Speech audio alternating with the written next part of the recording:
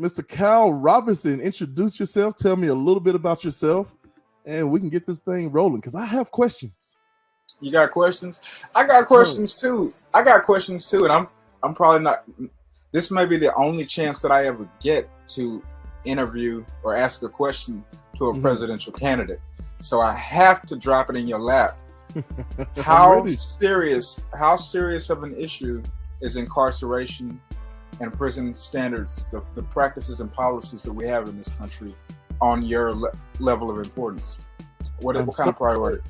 I'm so glad you brought that up. So one thing that I'm working with, I have an all men's group, professionals, intellectuals. We're working on different aspects and debating each other in private, so I can start to really see what this country needs, what they will want from a presidential candidate. And so I have an all women's group that are working on the same thing. So we're talking about presidential candidates and building policy. So we've covered anything from mass incarceration and that, it's basically slavery, right, with fewer steps, as Rick and Morty would say. I don't know if you're a Rick and Morty fan. Love that show, man. Yeah. Yes. So and you're very right. With a few more steps. So one thing we're working on, and if I haven't added you to that group, I will do that today, because we're building policy, all men, so they feel comfortable, all women. I even suggested to them, I was like, I would love for y'all to all get together. It's about 30 or so.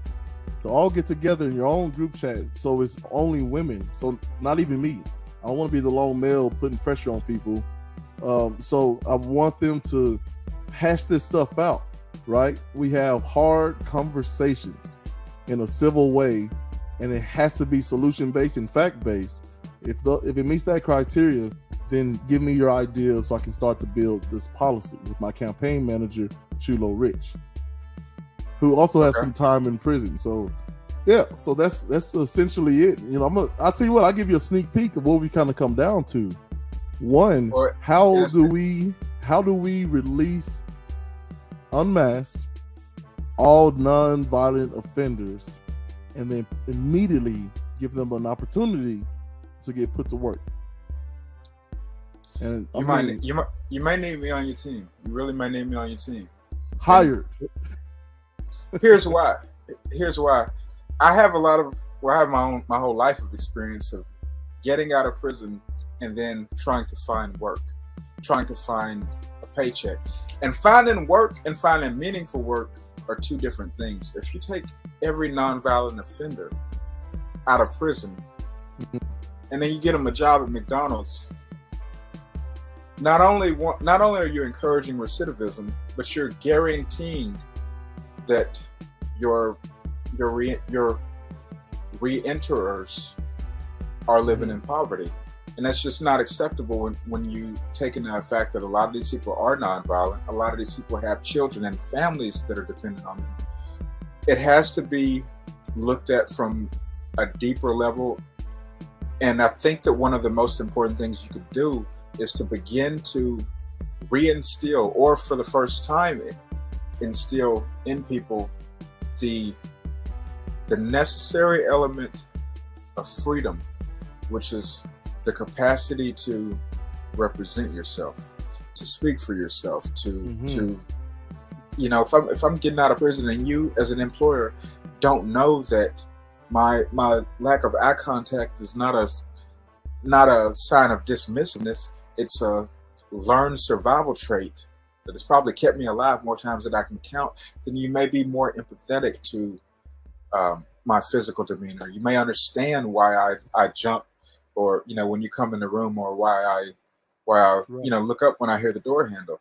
There's so many psychological effects of incarceration, particularly solitary confinement, that it takes a society opening its doors and someone leading them to do it, as well as people who are re-entering society to have the capacity to assert their needs to fix such an historically overwhelming disconnect in how we plan our society. Absolutely. Now, I want to touch a little bit on solitary confinement, because that's something I thought was just, of the old way of doing prison. You telling me that it still exists? It absolutely still exists in most states, and one of the most important misconceptions about solitary confinement is that people go there because they're violent. Not true. People go to solitary confinement usually for non-violent offenses, just like people on the streets go for non-violent offenses. Meaning, oh, you've got an extra half a roll of toilet paper in your cell, and I'm the guard on this shift, and I don't like you. Are you going to SEG or SHU? Special housing unit, solitary confinement segregation unit. Right. It goes by a couple different names, and they rework these names every couple of years to make people forget that it's solitary confinement. Think about it. Prison is already a closed off system, right? We don't know what the heck goes on there. Well, I do, but most people don't know what the heck goes on there because it's not publicized. And even if you go physically to see it, you can't just walk in and go take a tour. It is very controlled in the information that it lets out and that it lets in, which is why, projects like Miscarrying Justice League, where you have an entire prison effectively of women who are feeding us a stream of their input, their experience, their stories, their tragedies and heartbreaks, their optimisms. It's so important to keep that connection alive because it's a closed system.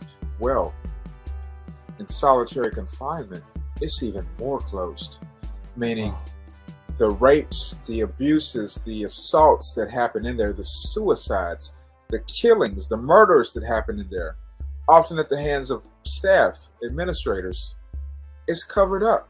Nobody knows what's going on inside of a hole. So ending solitary confinement is a necessary step in bringing transparency to our incarceration practices. I'm laughing because I just two reasons. Wow. One, I just wrote in my notes here that lacks transparency, and anything that lacks transparency, I have an issue with. There's I had some friends who were very big on, their own private lives within their relationships. Now, I've been married for over 8 years, and it's like, man, how y'all do it? Like, y'all seem like you're doing so well. It's like, well, it's a lot of trust, a lot of communication, right? It's a lot of give and take, right? A lot of sacrifices, a lot of transparency. And it's like, what kind of transparency are you talking about? I was like, well, like, for instance, she has all the passwords to any account that I've ever created. Now, I will admit out there that it's mostly because I usually forget my password. Okay, I'm going to be honest about that. But what that has bred in our relationship is that she feels secure that there's nothing, like if she ever wanted to, not that she does, but if she ever wanted to just browse my history or anything, it's all out there in the open. Like for a long time, for a few years, I didn't even like lock my phone, which she says now that, I'm a professional and all these things, I had to do it. And so we upgraded the phone to where it has the biotech, and we made sure that she had 2 fingers, so she can get into my phone too. She don't have to wait for me to go to sleep and grip my finger and let's see what he's up to. And like that just blew their minds. It was like, man, my girl found my phone. It's like, well, maybe that's the real issue in your relationship.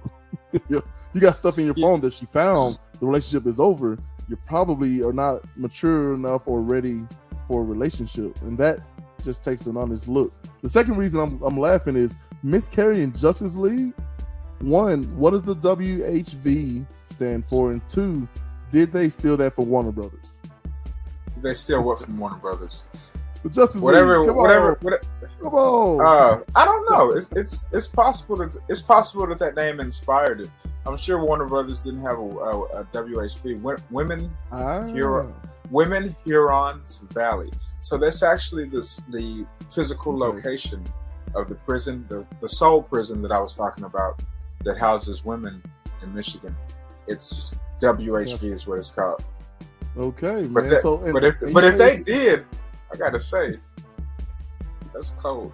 All right, they're wearing it better because I watched the last Justice League movie, and I'm gonna tell you, I'm looking for you, Zack Snyder. I have questions. Okay.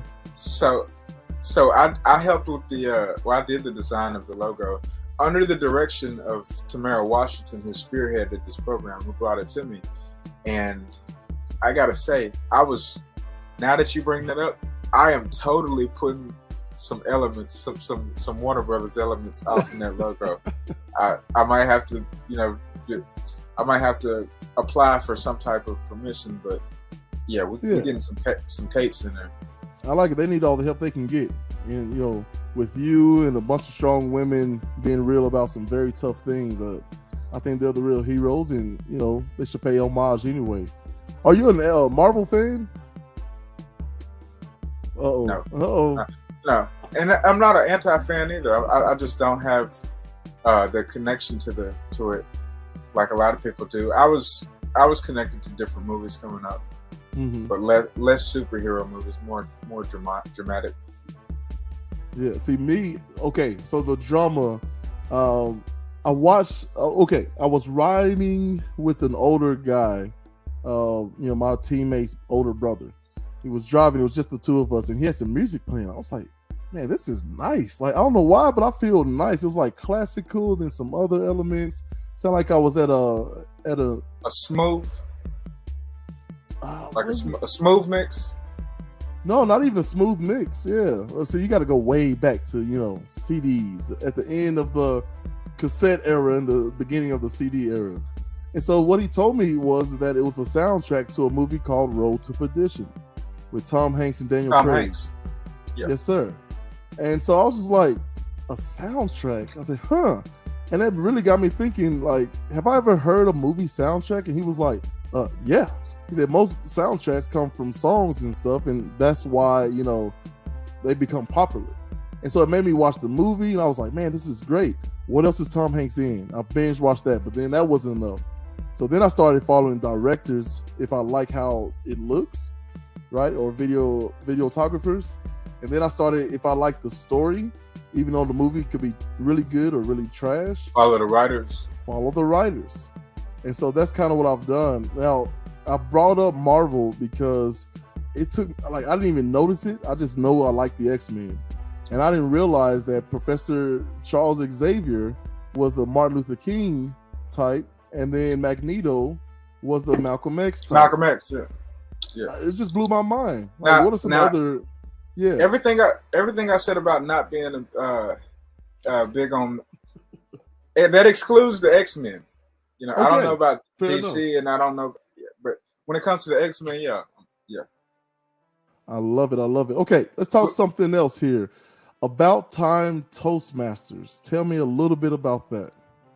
Sure. So I'm founding About Time Toastmasters. Toastmasters is an organization that's worldwide. It's a nonprofit that helps people through its curriculum, which is called Pathways, to reach their presentational goals or to strive towards their presentational goals. So a path that one person might be on, for example, I'm on a path called Persuasive Influence. I don't want to just give speeches or learn how to speak or gain comfort speaking just to hear myself or for you to hear me. I want to learn how to move your opinion about something from here to here or here.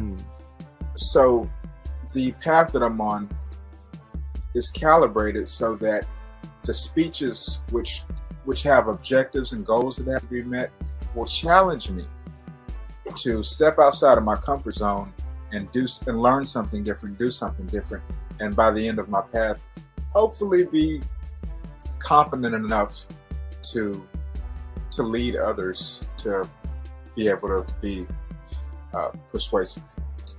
And that's a big of a 40,000 foot view on what Toastmasters is at a more personal level.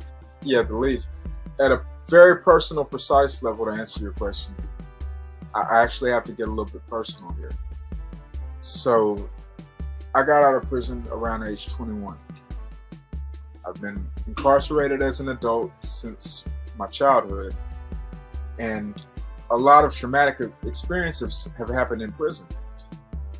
You don't throw a 16-year-old in a prison full of adults and expect them to grow. Expect that child to grow at the same pace. You'll be stifled in some areas.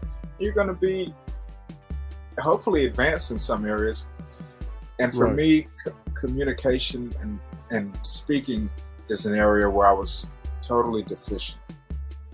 And that wouldn't matter unless communication was pretty much the most important thing in the world.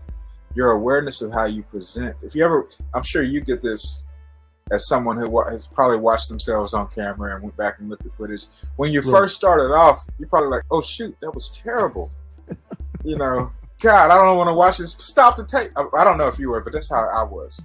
And that affects every area of your life. That affects your romantic relationships, your ability to communicate. Mm-hmm. It affects your professional relationships. And prison has a way of demoralizing people so that you forget that you have a voice. And when you get out, you have to use it again. Well, for me, it took probably 15 years of being out to begin to become aware of this deficiency in communication skills.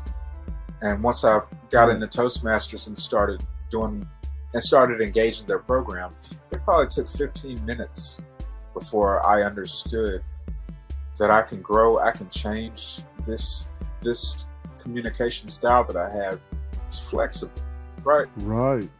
Maybe I can start to use some. It's fluid. And you want it to be fluid in one direction. Prison is a heck of a roadblock to that momentum, and will derail someone into just being a substandard communicator.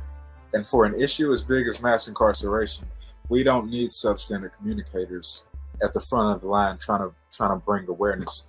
If the best hope of the people on the inside is us on the outside speaking up and changing things, then you need effective communicators, and you also need formerly incarcerated people. So this Toastmasters Club is intended to bring those two resources together, equipping people who are formerly incarcerated with a curriculum and platform that is proven, but with the sensitivity of a formerly incarcerated person creating it.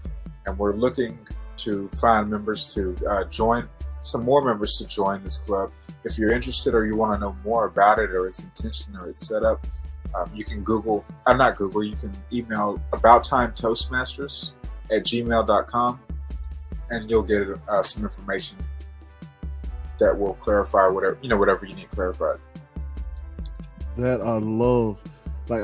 Oh man, it's funny enough because on episode, one of our older episodes, we talked to the newest member of Urban Academia, Jasmine Jazzy J Adams Jude. And we talk all the time about communication and how to effectively communicate.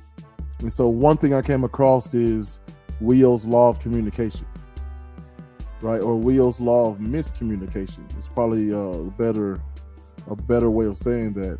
And Dr. Jordan B. Peterson, which, I don't agree with everything he says, but the tactics are real.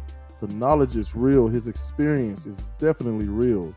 And he's really good about teaching other people how to communicate, because I feel like that I'm one of them.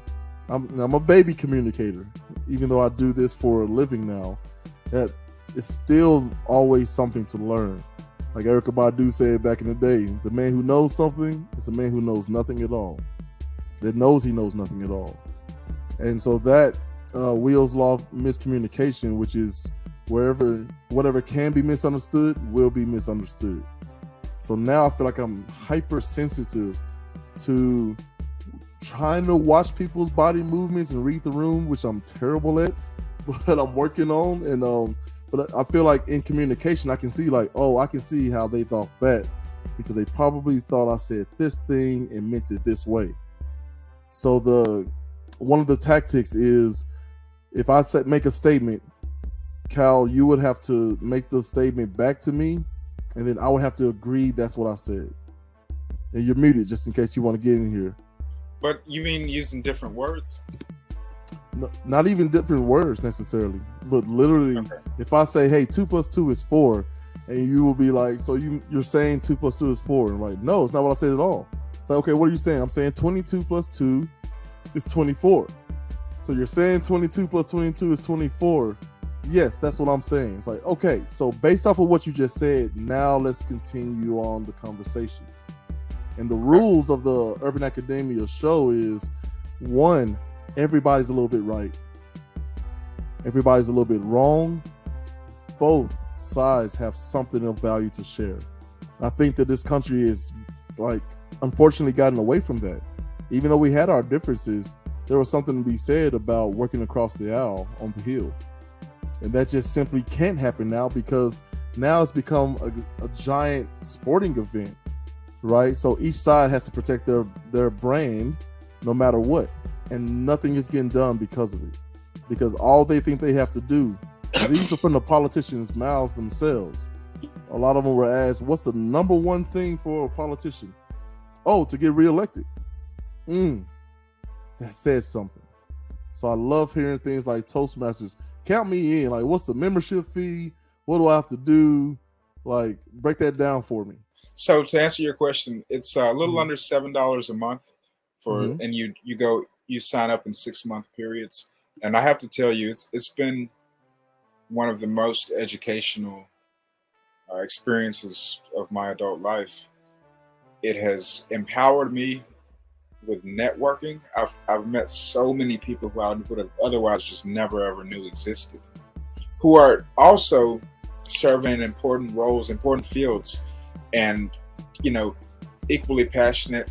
It's allowed me to cross-pollinate the advocate impulse that lives within me, and it's allowed me to not just find people and show up and say hey, but to find people show up and say what I mean.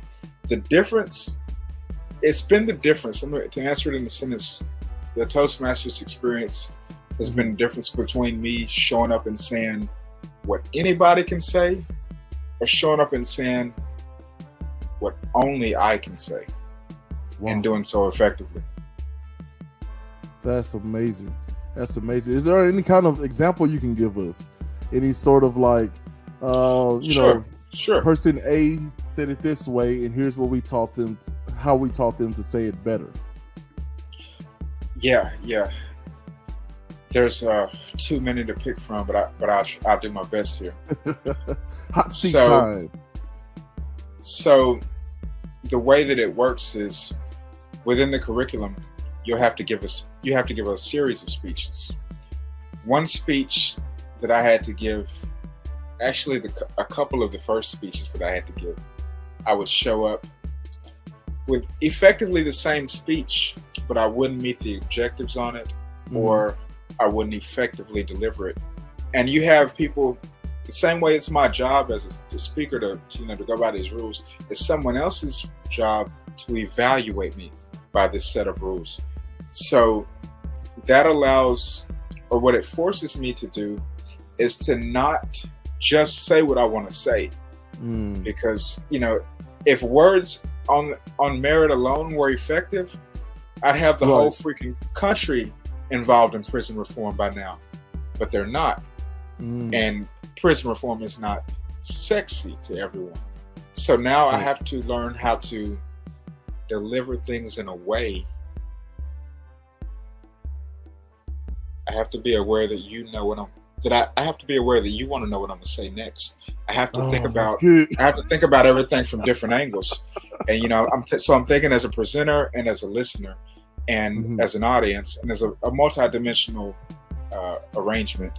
It brings everything together so that you become aware of how long you're speaking, of whether or not your points are getting across, and what your nonverbal communication, the overwhelming majority of how we communicate, is saying about you. And I think if someone's equipped with that, and they already have the passion for advocacy like I do and so many others do, then you just get a world where people are speaking more effectively about issues that I think people want to care about. You talk about the need for bipartisan reach. Oh my God, how many people are affected on both sides of the aisle by incarceration and unfair incarceration practices and living conditions. And you know, if you're in there, if you don't, it don't matter if you're a Democrat or a Republican, right? Your loved one in there is your loved one, and so it's an area where there's a lot of reach. There's potential for reach across the aisle, because nobody at all is satisfied with our justice system. Okay, see, you just hit on something that is definitely okay. You're hired. I'm not sure what position or capacity you're supposed to be. What do you call it? In my cabinet or the campaign run, but I'm here to tell you, you're hired, because that is the crux of my issue. Because I know me going, I've been poor. I've been, well below the poverty line. I've been above it. I've been middle class, and like we're doing okay now. And so having that personal experience with each level, every single level, I was unhappy with the way that things were going for myself, my family, people in my community, my friends, my enemies. I have this thing where I can't help but to be drawn, as Tyrion Lannister says in Game of Thrones, to broken things in people.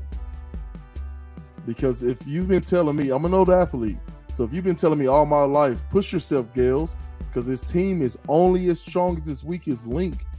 Well, I'm looking at all these weak links and I'm trying to depict a positive outcome from this, but I can't imagine one, because we have so many weak, rusted, broken chain links in this country. And I know I can't be alone in that. I know other people are paying attention to this and feeling what I feel and seeing what I see. So how is it that we connect all those things? Because something has to change. Whatever we're doing now is not working, so I need to see something different.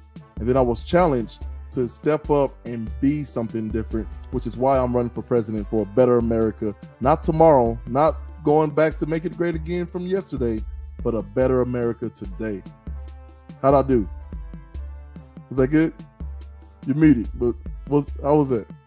That was, man, story of my life. I need to change my name to that. No, that was excellent. Your delivery, it incorporated pauses right where they needed to be.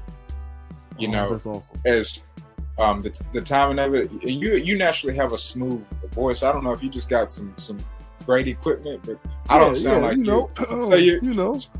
So your the delivery of that was great, and it kept me wondering where you're going with this, but also kind of feeling like I know where you're going with this, which is right where you want to be. That's the sweet spot for an audience member. I want to be entertained and feel like I'm with you, I'm in, but also I want to feel like I'm being led. And to your point, to actually answer what you said in your comment, how do we do it? We need, in all of these different areas that need reform, which you're going to have to consider, you're going to have to speak to as a president of the United States, you're going to need people who are experienced. And when it comes to being incarcerated, it's a slightly different experience. You can't read a book. You can't watch a documentary. You can't watch a documentary and understand what it's like to be in prison. You can't read a book and understand what it's like to be homeless. These are experiential situations, and absolutely, it takes the people who can speak to them from the heart, who can tell their story. I don't know what it's like to be a presidential candidate. If I was to write a story about it, I couldn't tell that story in the same way that you could. Everybody's story holds power, and we need to start promoting the voice of the most impacted to tell the stories of the issues that are least told, among which I think incarceration is number one. Absolutely. Now, first order of business, I'm going to have you speak to my wife, because she has threatened, and I'm trying to clean this up as much as possible, because like I said, I want this to get out there to as many people as possible. And there's an algorithm that we always have to be aware of. It's omnipresent, right?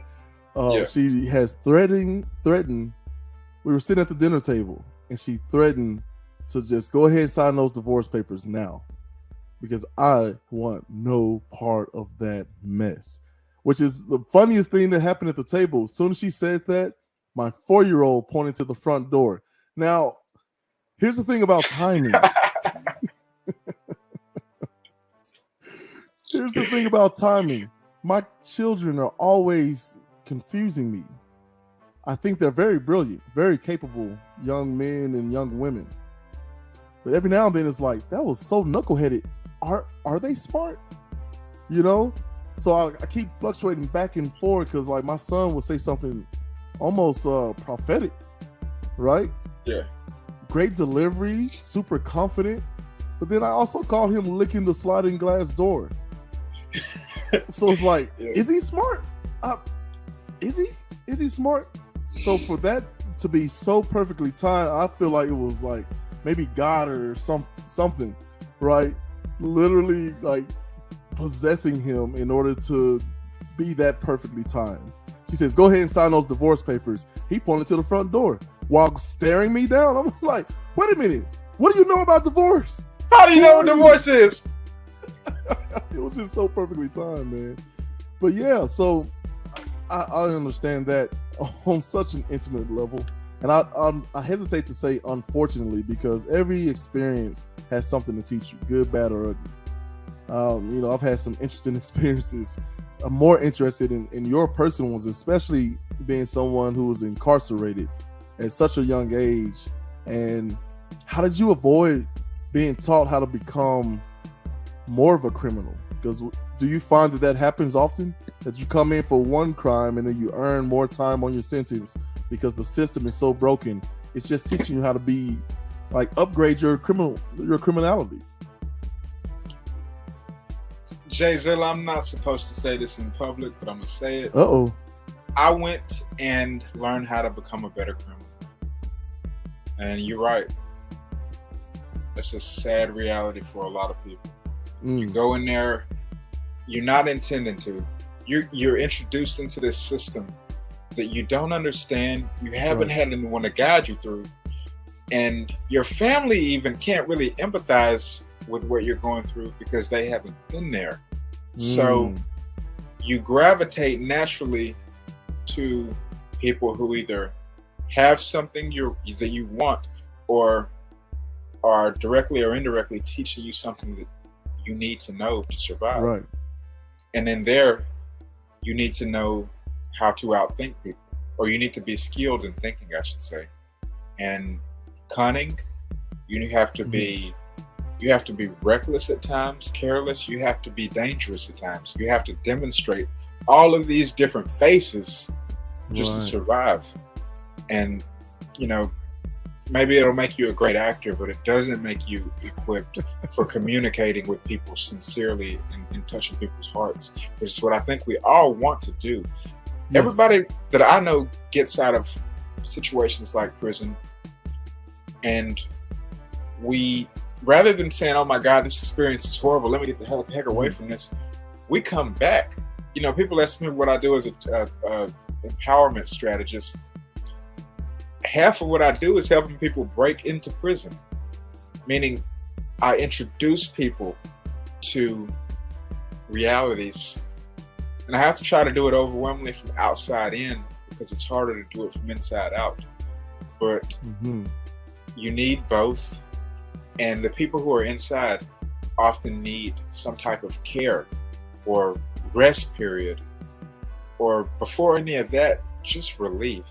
Just a friend to answer the phone, to consistently be there and say, yeah, I researched what you was looking into. I made this call to such and such for you. Yeah, I let your kids know you were doing all right, like you asked. Right. Or yeah, I sent this email for you.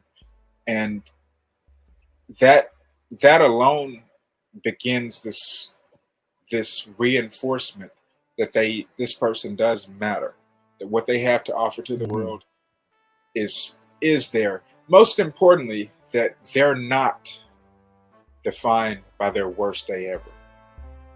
To put it in a phrase, that's really what advocacy, I think, baseline does for everybody. It reminds them, in a place where nothing else does, that they're more than their worst mistake. That's incredibly important. Because I've seen, like, being a father, one of the things it's taught me is to really understand how humans are supposed to work. We had a young lady who's a podcaster, Jamie Moorhead. Shout out to her down there in Tullahoma, Tennessee. Right? She literally, got pulled over because her tent. They raided her tent with a machine. It Too dark. Too dark, and she fought it. So first, she took it to several different places. So she didn't just go to one shop. She went to several shops and had them tested. All okay, every place. Now in science, there's always a theoretical yield and an actual yield, and you never get 100% of the theoretical yield. In her personal experiment, she got 100% yield, which means she is definitely in the clear, and she fought them about it. And I think she went as far as to even like check their tent, and their tent was too dark. That's what it sounds like had to happen, because if 100% theoretical yield means their machine is off. Your machine, either their machine or the administrator. Mm-hmm. Yeah. So there are constant examples like that. But she put a video out because she said, I want to tell you guys why, because she calmed down a little bit.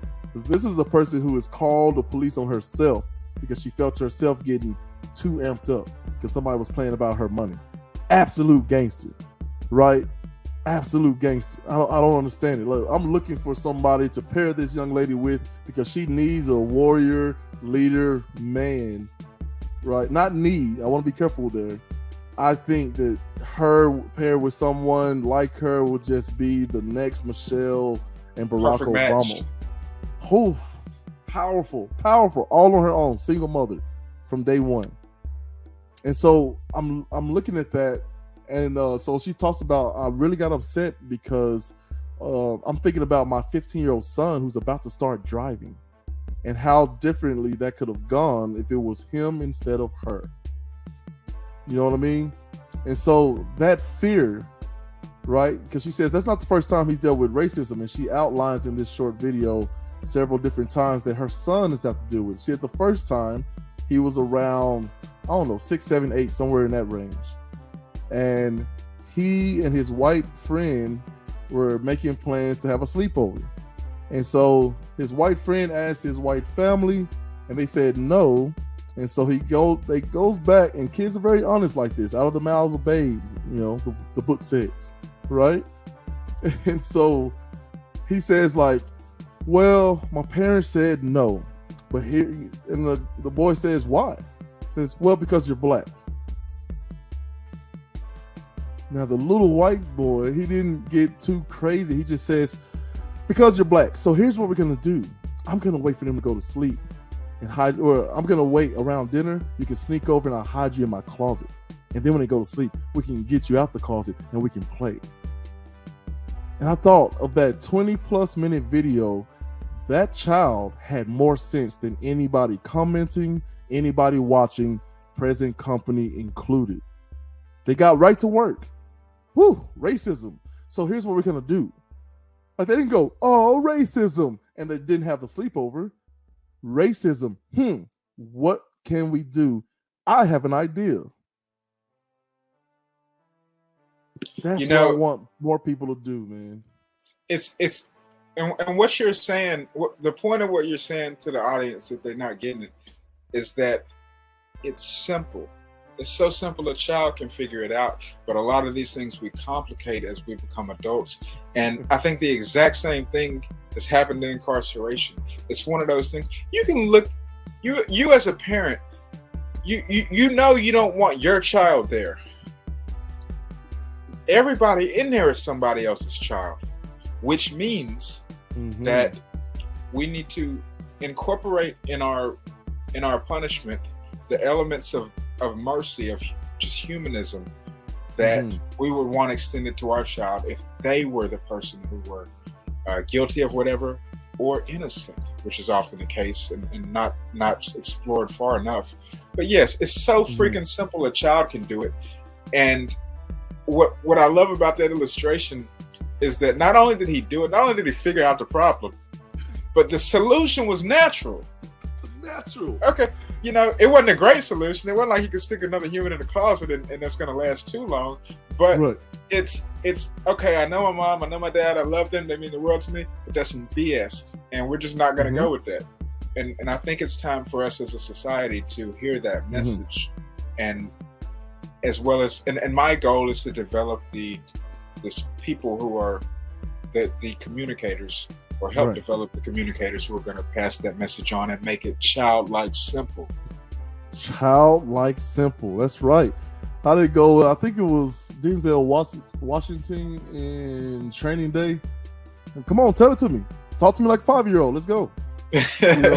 And so that's how I love, let's just strip all this extra stuff out of here, throw that out. This is too much, this is too heavy, throw it all away. Let's strip it down to its basic essence, and can we have effective change here?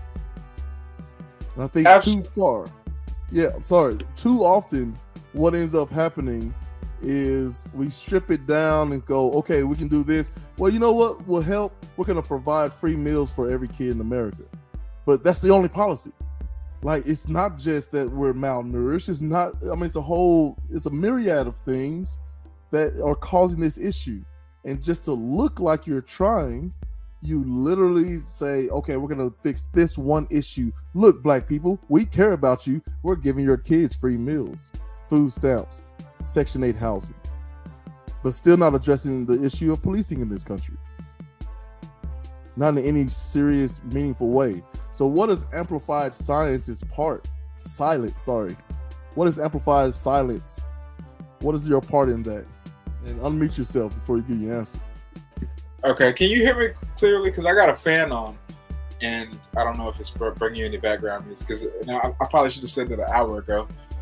No, it's fine. I can't hear you. Yeah, so they have echo cancellation, which helps with some of the surrounding noise. I had to make sure to find software that does that because I have 4 children floating around here. Right? You can't shut everybody up. You can't keep it quiet. I can't. And they're very well behaved, but it's always, Daddy, can I? But it helps a lot. But go ahead, to your point. What is amplified silence's part? So amplified silence was my introduction, if you will, into advocacy. And when I started it, I didn't know how to do much. Mind you, when I started Amplified Silence, I probably didn't know how to send an email at the time. And that sounds that sounds extreme until a year later, and I see that so many people who are also involved in this work, who've been in it longer than me, who've done way more time than me, who are the best voices to promote this issue, don't know how to use Google either, or don't know how to send an email, don't know the difference between the search engine and where you enter the domain. And then I realized, okay, it's not just me. So why am I, what am I waiting for to get collaboration on this issue? I'm gonna use what I know, and whatever I can do with that, with everything I know, is what I'm going to do. What I did is Amplified Silence, which means I had the ability to record, to connect with prisoners, lots of prisoners. And because of, now this is where a little luck comes into it, because of some of the people who I met, I was able to kind of have this domino effect of meeting some interesting or talented or unique people who had cases and stories that were just so out of this world that it's like, dang, I got to hear about this. Or I got to, I got to talk to this person because I've never heard nobody on the outside say anything like this. So I started meeting effective communicators, people who wrote legislation, people who were inside of prison as prisoners, teaching other people courses on how to speak or how to do peer mediation. And what I started, I expect to be rubber stamped, if you will, in any project that I'm a part of. So the MCJL, the Miscarrying Justice League, that is different project, different, and it's slightly different, but it's the message, connect the inside and the outside, because Right. people on the outside need to know what's going on from people on the inside. Very important point. And in this case, it's focused on women. The women's prisons. Women, I just got to say this. Women face so many more unique challenges while incarcerated. Yes. And they don't get nearly a tenth of the support that our brothers do while they're incarcerated. For whatever reason. There's, we could theorize back and forth on it. For whatever reason, they don't have the support and the people showing up. And this is just an example of someone's, using what they had, a connection with me, to create that outlet, to create that platform, to specifically amplify the needs, concerns, and experiences of the women inside of prison. Is still to be determined if we as a society are going to hear and respond. I come in right at the making sure we hear part, and that's what Amplified Silence was about. And That's amazing. That's amazing. You said so much there, boy. I'll tell you what, like, I'm gonna have to rewatch this a few times just to get it all. And so one thing you said was about how everything is connected. Now, so my wife and I are going to talk a little bit about my mental health, right? But I have the tendency to kind of,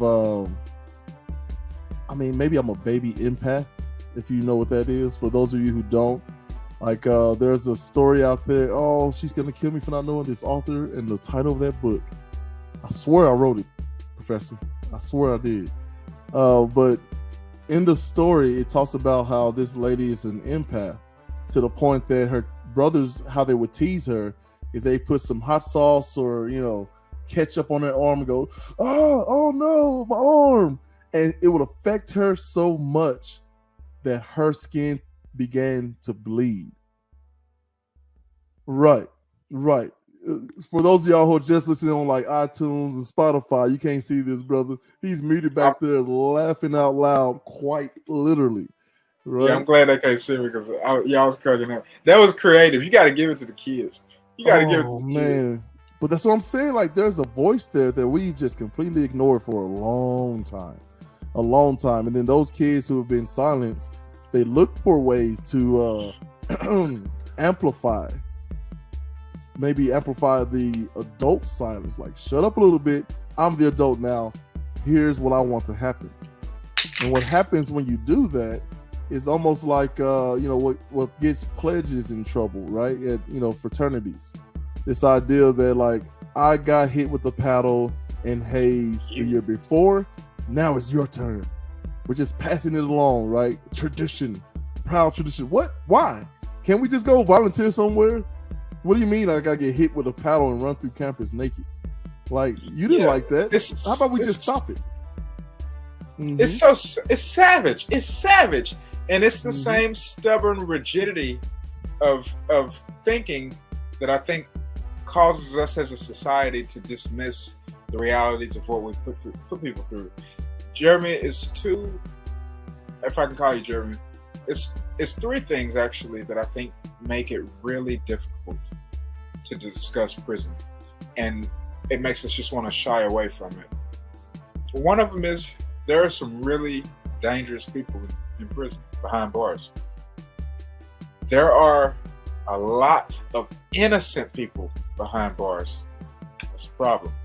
And third, you got a lot of people there who don't fit either one of the other two categories who we just haven't figured out how to deal with yet.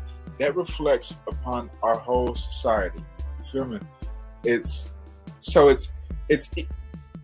more comfortable to look away, but we talked about a childlike simple earlier.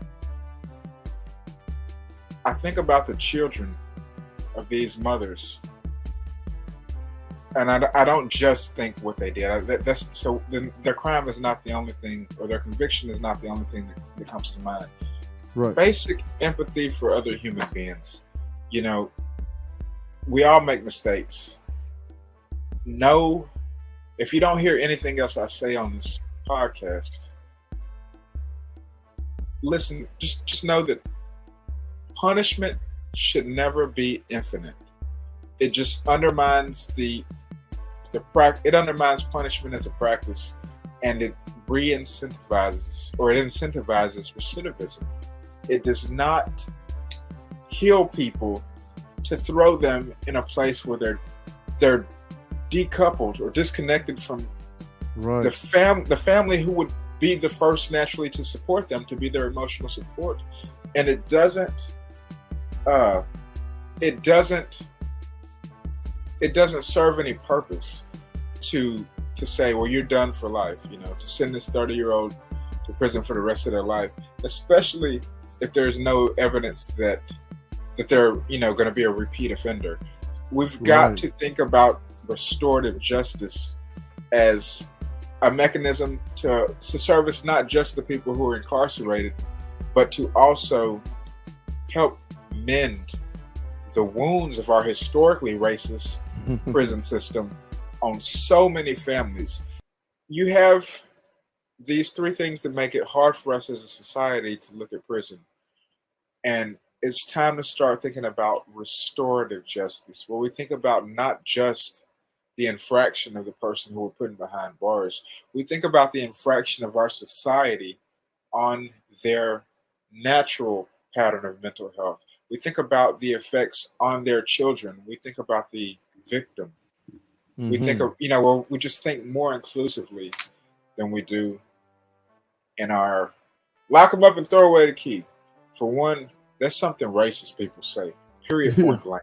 That's just something racists say, because it's so easy for they're not doing any of the mental homework, as if we don't know that there's some more innocent people in there. We have 3,000 to date, 3,381 people, if you check with the National Registry of Exonerees, to date, who have been proven innocent. Do you think that's all that's actually there? It's not.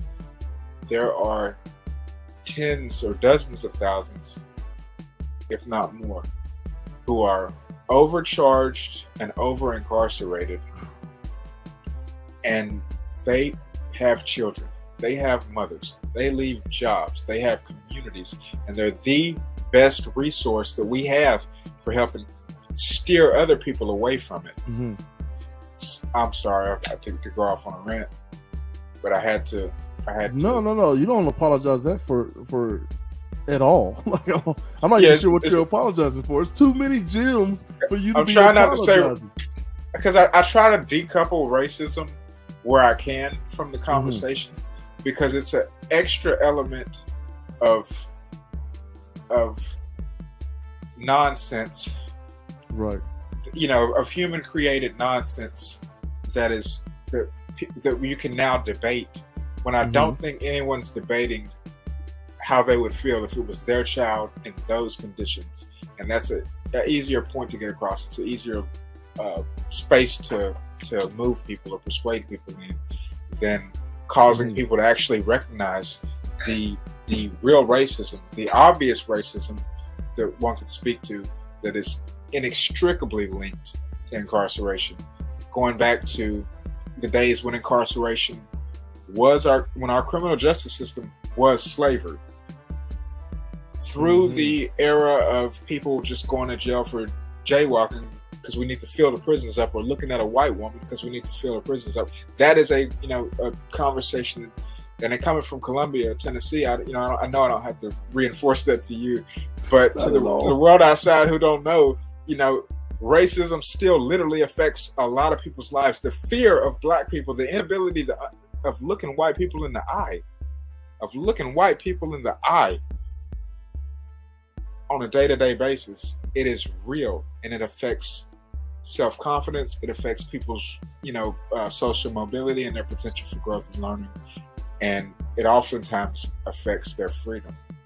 But incarceration is a discussion that we can have on another episode. Sorry for talking so great. No. I think that's what I was apologizing for at first, was talking to them. No, so here's the thing. I talk a lot. I mean, like a lot. So if you're saying things and I'm over here quiet, that's rare. I think the audience can agree. Like, just soak this in for a minute. How much Jay Zilla is just chilling because you're dropping so many gems. And like, so I sent you a private message. Take a look at that. I'm a filibust for you. One of the things you talked about is like, why have things not changed? And I think my theory is because we've drawn too many lines in the sand. So to your point about, trying to take racism out, right?